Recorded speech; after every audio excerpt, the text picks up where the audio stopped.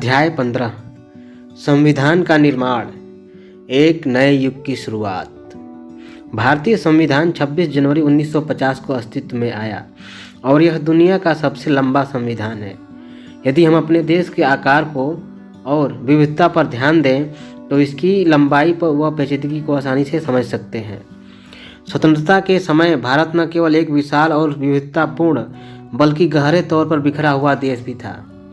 ऐसे में देश की एकजुटता और प्रगति के लिए एक विस्तृत गहन विचार विमर्श पर आधारित और सावधानीपूर्वक सूत्रबद्ध किया गया संविधान लाजिमी था। हमारे संविधान ने अतीत और वर्तमान के घावों पर मरहम लगाने और विभिन्न वर्गों, जातियों व समुदायों में बटे भारतीयों को एक साझा राजनीतिक प्रयोग में शामिल करने में मदद दी है। दूसरी ओर इस संविधान ने लंबे समय से चली आ रही ऊंच नीच और अधीनता की संस्कृति में लोकतांत्रिक संस्थानों को विकसित करने का भी प्रयास किया है। भारत के संविधान को दिसंबर 1946 से नवंबर 1949 के बीच सूत्रबद्ध किया गया। इस दौरान संविधान सभा में इसके मसौदे के एक एक भाग पर लंबी चर्चाएं चली। संविधान सभा के कुल 11 सत्र हुए, जिनमें 165 दिन बैठकों में गए। सत्रों के बीच विभिन्न समितियां और उप समितियां मसौदे को सुधारने और संवारने का काम करती थीं। राजनीति शास्त्र की पाठ्य पुस्तकों को पढ़ने के बाद आप यह जान चुके होंगे कि भारत का संविधान कैसा है। आप देख चुके हैं कि आज़ादी के बाद इस संविधान की क्या उपयोगिता और सार्थकता रही है। इस अध्याय में हम संविधान के इतिहास और उसके निर्माण के दौरान हुई गहन परिचर्चा को जानेंगे। यदि संविधान सभा में उठने वाली आवाज़ों को सुनने का प्रयास करें तो हमें उन प्रक्रियाओं का अंदाज़ा लग जाएगा जिनके माध्यम से संविधान को सूत्रबद्ध किया गया और एक नए राष्ट्र की कल्पना साकार हुई। चित्र 1। दिसंबर 1949 में 3 साल तक चली बहस के बाद संविधान पर हस्ताक्षर किए गए। सभी लोग उपस्थित हैं और संविधान पर हस्ताक्षर कर रहे हैं। हेडिंग 1, उथल पुथल का दौर। संविधान निर्माण से पहले के साल काफ़ी उथल पुथल वाले थे। यह महान आशाओं का क्षण भी था और भीषण मोहभंग का भी। 15 अगस्त 1947 को भारत आज़ाद तो कर दिया गया, किंतु इसके साथ ही इसे विभाजित भी कर दिया गया।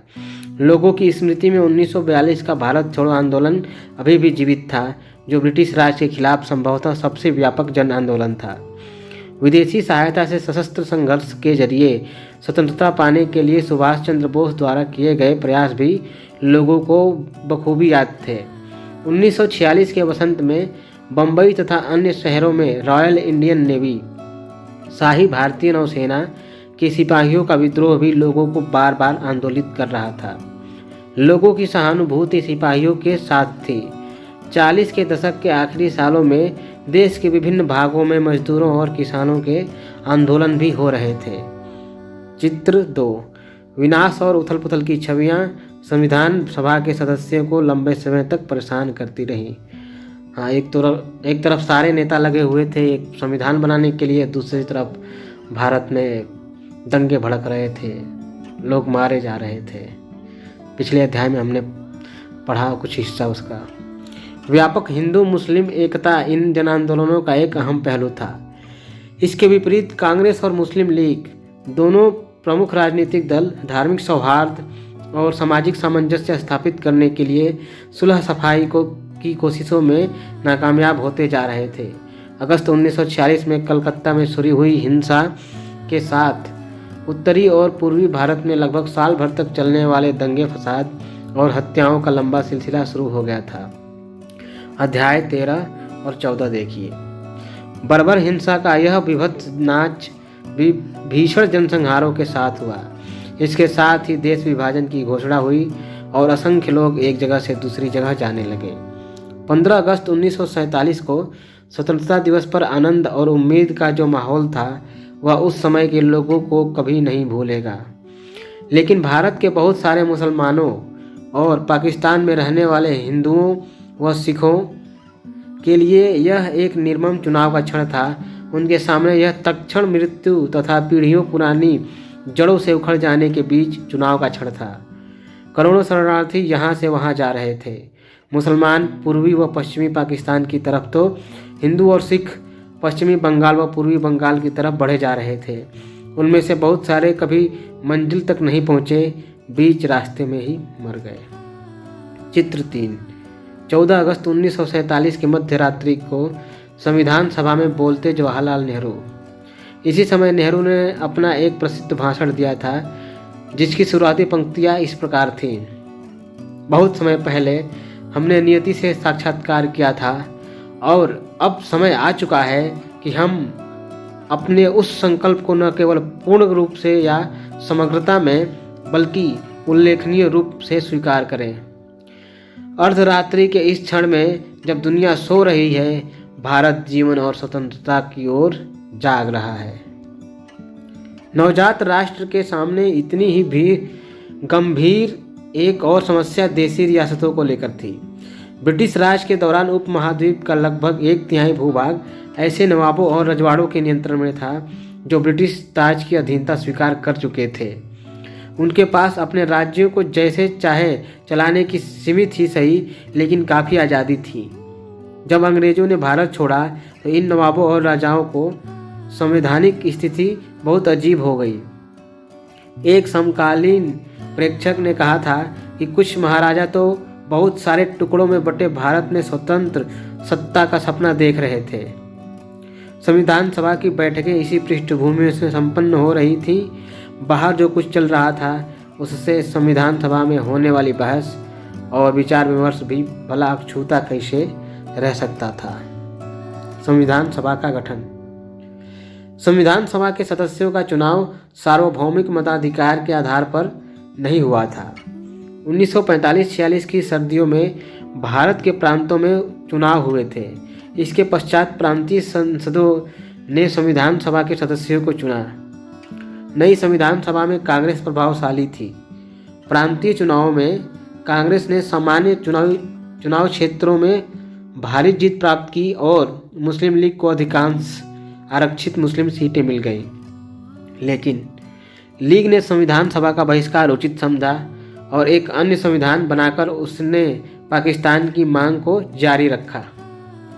शुरुआत में समाजवादी भी संविधान सभा से परे रहे क्योंकि वे उसे अंग्रेजों की बनाई हुई संस्था मानते थे। वे मानते थे कि इस सभा का वाकई स्वायत्त होना असंभव है। इन सभी कारणों से संविधान सभा के 82% सदस्य कांग्रेस पार्टी के ही सदस्य थे। इससे एक बात ये समझ में आती है कि कांग्रेस की जो विचारधारा रही वो संविधान में स्पष्ट रूप से झलकेगी, या फिर आप कह सकते हैं कि अभी झलक रही है। परंतु सभी कांग्रेस सदस्य एकमत नहीं थे। कई निर्णायक मुद्दों पर उनके मत भिन्न हो सकते थे। कई कांग्रेसी समाजवाद से प्रेरित थे तो कई अन्य जमींदारी के हिमायती थे। कुछ सांप्रदायिक दलों के करीब थे लेकिन कई पक्के धर्मनिरपेक्ष। राष्ट्रीय आंदोलन की वजह से कांग्रेसी वाद विवाद करना और मतभेदों पर बातचीत कर समझौतों की खोज करना सीख गए थे। संविधान सभा में भी कांग्रेस सदस्यों ने कुछ ऐसा ही रुख अपनाया। एक बेहतरीन बात निकल के आ रही है जिसमें सभी प्रकार के लोग संविधान सभा में शामिल थे कांग्रेस के जरिए। संविधान सभा में हुई चर्चाएं जनमत से भी प्रभावित होती थी। जब संविधान सभा में बहस होती थी तो विभिन्न पक्षों की दलीलें अखबारों में भी छपती थी और तमाम प्रस्तावों पर सार्वजनिक रूप से बहस चलती थी। इस तरह प्रेस में होने वाली इस आलोचना और जवाबी आलोचना से किसी मुद्दे पर बनने वाली सहमति या असहमति पर गहरा असर पड़ता था। सामूहिक सहभागिता बनाने के लिए जनता के सुझाव भी आमंत्रित किए जाते थे। कुछ इसी प्रकार हो गया कि सरकार इस समय जब भी कोई कानून वगैरह लाती है तो उससे पहले एक ड्राफ्ट जनता के सामने रख देती है। लोग उसमें अपनी टिप्पणियां कर सकते हैं। फाइनल ड्राफ्ट आने से पहले आप सरकार को लगेगा तो उसमें बदलाव कर सकती है। कुछ ऐसी ही इसमें भी दिखाई दे रही है प्रक्रिया। कई भाषाई अल्पसंख्यक अपनी मातृभाषा की रक्षा की मांग करते थे।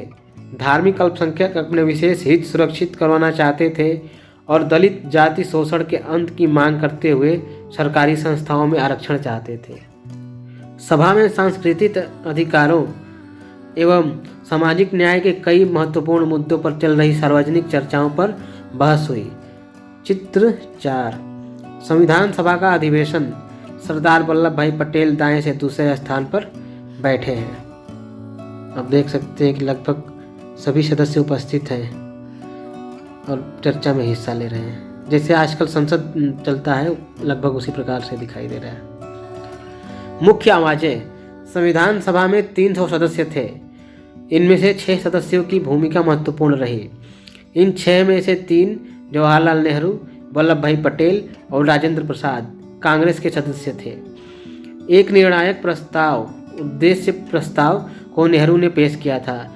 उन्होंने यह प्रस्ताव भी पेश किया था कि भारत का राष्ट्रीय ध्वज केसरिया, सफ़ेद और गहरे हरे रंग की 3 बराबर चौड़ाई वाली पट्टियों का तिरंगा झंडा होगा, जिसके बीच में गहरे नीले रंग का चक्र होगा। पटेल मुख्य रूप से पर्दे के पीछे कई महत्वपूर्ण काम कर रहे थे। उन्होंने कई रिपोर्टों के प्रारूप लिखने में खास मदद की और कई परस्पर विरोधी विचारों के बीच सहमति पैदा करने में महत्वपूर्ण भूमिका अदा की। राजेंद्र प्रसाद संविधान सभा के अध्यक्ष थे। सभा में चर्चा रचनात्मक दिशा ले और सभी सदस्यों को अपनी बात कहने का मौका मिले, यह उनकी जिम्मेदारियां थीं। कांग्रेस के इस त्रिगुट के अलावा प्रख्यात विधिवेत्ता और अर्थशास्त्री B.R. अम्बेडकर भी सभा के सबसे महत्वपूर्ण सदस्यों में से एक थे। यद्यपि ब्रिटिश शासन के दौरान अम्बेडकर कांग्रेस के राजनीतिक विरोधी रहे थे, परंतु स्वतंत्रता के समय महात्मा गांधी की सलाह पर उन्हें केंद्रीय विधि मंत्री का पद संभालने का न्योता दिया गया था। कितनी खूबसूरत बात थी कि लोग सबको साथ लेकर चलना चाह रहे थे और एक बात और, टैलेंट जो है, टैलेंट की कदर कर रहे थे। ये जाना माना बात है कि उस समय अम्बेडकर के इतना पढ़ा लिखा शायद ही कोई था उस पूरी सभा में। इस भूमिका में उन्होंने संविधान की प्रारूप समिति के अध्यक्ष के रूप में काम किया। उनके साथ 2 अन्य वकील भी काम कर रहे थे। एक गुजरात के KKM मुंशी थे और दूसरे मद्रास के अल्लादी कृष्णास्वामी अय्यर। दोनों ने ही संविधान के प्रारूप पर महत्वपूर्ण सुझाव दिए। इन 6 सदस्यों को 2 प्रशासनिक अधिकारियों ने महत्वपूर्ण सहायता दी। इनमें से एक B.N. राव थे। वह भारत सरकार के संवैधानिक सलाहकार थे और उन्होंने अन्य देशों की राजनीतिक व्यवस्थाओं का गहन अध्ययन करके कई चर्चा पत्र तैयार किए थे। दूसरे अधिकारी S.N. मुखर्जी थे। इनकी भूमिका मुख्य योजनाकार की थी। मुखर्जी जटिल प्रस्तावों को स्पष्ट वैदिक भाषा में व्यक्त करने की क्षमता रखते थे। अंबेडकर के पास सभा में संविधान के प्रारूप को पारित करवाने की जिम्मेदारी थी। इस काम में कुल मिलाकर 3 वर्ष लगे और इस दौरान हुई चर्चाओं के मुद्रित रिकॉर्ड 11 भारी भरकम खंडों में प्रकाशित हुए। यह लंबी मगर दिलचस्प प्रक्रिया थी। संविधान सभा के सदस्यों ने अपने विविध दृष्टिकोण बड़ी सफाई से पेश किए थे। उनकी प्रस्तुतियों में हम भारत के भविष्य में जुड़े कई मुद्दों पर परस्पर विरोधी विचार देख सकते हैं। देश के भावी स्वरूप पर, भारतीय भाषाओं, राष्ट्र को कौन सी राजनीतिक एवं आर्थिक व्यवस्थाएं अपनानी चाहिए, नागरिकों के नैतिक मूल्य कैसे होने चाहिए और कैसे नहीं, इन सभी प्रश्नों पर भी चर्चा कीजिए। अध्याय 13 और 14 को एक बार फिर देखिए। अब चर्चा कीजिए कि उस समय के राजनीतिक हालात से संविधान सभा में चले बहस मुबाहिसे पर किस तरह असर पड़ा। चित्र 5। B.R. Ambedkar Hindu code bill पर चर्चा का संचालन कर रहे हैं। अम्बेडकर मध्य में बैठे हुए हैं, बाकी के सदस्य दिखाई दे रहे हैं जो बड़ी ध्यान से चर्चा को सुन रहे हैं। कुछ लोगों के पास, लगभग सभी लोगों के पास कुछ न कुछ पत्र दिखाई दे रहे हैं, पेपर।